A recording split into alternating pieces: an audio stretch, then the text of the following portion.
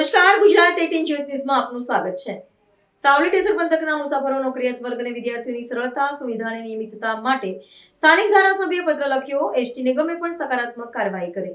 વડોદરા જિલ્લાના 135 વિધાનસભા મત વિસ્તારના ધારાસભ્ય કેતન ઇનામદાર પાસે ડેસર તાલુકાના શિવરા પંથકના મુસાફરો, નોકરિયાત વર્ગ અને ડાકોર આણંદ અભ્યાસ અર્થે જતા વિદ્યાર્થીઓની રજૂઆત આવી હતી, જે અનુસંધાને નિયામક શ્રી એસટી વિભાગને પત્ર લખી ડાકોર આણંદ તરફથી આવતી એસટી બસ સામે પાર રાણીયા તરફથી ગામથી લંબાવી શિવરા સુધી લંબાવવા રજૂઆત કરાઈ। જ્યારે સાવલી એસટી ડેપોથી વહેલી સવારે વાયા ભાદરવા, ચાકરદા થઈ વડોદરા અને આણંદ જતી એસટી બસો અનિયમિત અને વિદ્યાર્થીઓની સંખ્યા કરતાં ઓછી હોવાથી શાળા કોલેજોમાં અભ્યાસ અર્થે અવરજવર કરતા વિદ્યાર્થીઓના અભ્યાસમાં વિક્ષેપ પડતા રોષ જોવાઈ રહ્યો હતો। ધારાસભ્ય કેતન ઇનામદારની એસટી નિયામક વડોદરાને કરાયેલા રજૂઆતના પગલે એસટી નિગમે વિદ્યાર્થીઓની સુવિધા માટે સકારાત્મક પ્રતિસાદ આપ્યો હતો અને સાવલી ટેસર તાલુકાના મુસાફરો, નોકરિયાત અને વિદ્યાર્થીઓની સગવડતા માટે અન્ય અનેક એસટી બસ નવીન રૂટ ચાલુ કરવા પત્ર લખી સૂચન કરાયું છે અને ફરીવાર પત્ર લખવું ના પડે તેની કાળજી રાખવા એસટી વિભાગને જણાવ્યું હતું, જે બાબતે ધારાસભ્ય કેતન ઇનામદારે આપી પ્રતિક્રિયા।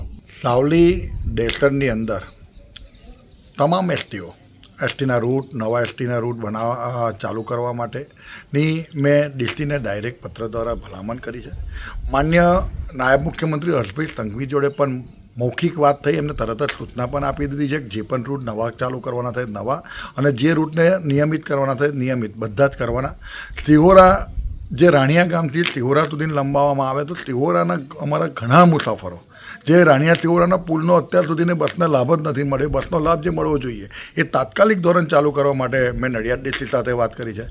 બરોડા ડીસીને પણ સાવલી સાકરદામાં આપ જોઈ શકો છો કે આણંદમાં ભણતા વિદ્યાર્થીઓ ખૂબ મોટી સંખ્યામાં હોય અને રૂટ ઓછા પડતા હોય, એની જગ્યાએ સંખ્યાઓ વધુ હોય એટલે એ લોકોને ખૂબ મોટી તકલીફ પડે છે। અને વિદ્યાર્થીઓ સાચા છે, જ્યારે એમને આ વાતને માં એ લોકોએ જ્યારે પણ વાત મૂકી છે એ 100% સાચા હોય છે। જ્યાં એમને અગવડ પડે ત્યારે આપણને બતાવે છે અને જ્યારે પણ એમને તકલીફ હોય છે ત્યારે આપણે ડીસીનું ધ્યાન દોરીએ છીએ। પણ આ વખતે હું ચોક્કસ એમને એવું કહું છું કે ભાઈ ડીસીને પણ કહું છું કે ભાઈ તમામ રૂટો પર તમારું નિયમિત તમારું ઇન્સ્પેક્શન હોવું જોઈએ, રૂટ નિયમિત હોવા જોઈએ, વિદ્યાર્થીઓને સમયસર સ્કૂલે પહોંચાડતો રૂટ અને સ્કૂલેથી ઘરે પાછો લાવતો રૂટ, ખાસ કરીને બસોનો ઉપયોગ વિદ્યાર્થીઓ જ કરતા હોય છે।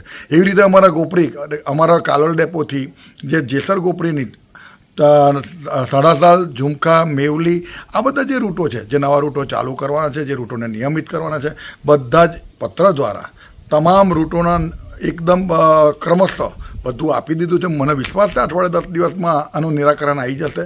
અને હમણાં તો જે એસટી ડ્રાઈવર અને કંડક્ટરની પણ વાત હતી, એમાં સરકારે તાત્કાલિક ધોરણે એસટી ડ્રાઈવરને, કંડક્ટરને તાત્કાલિક ધોરણે હંગામી ભરવાનું પણ નક્કી કર્યું છે।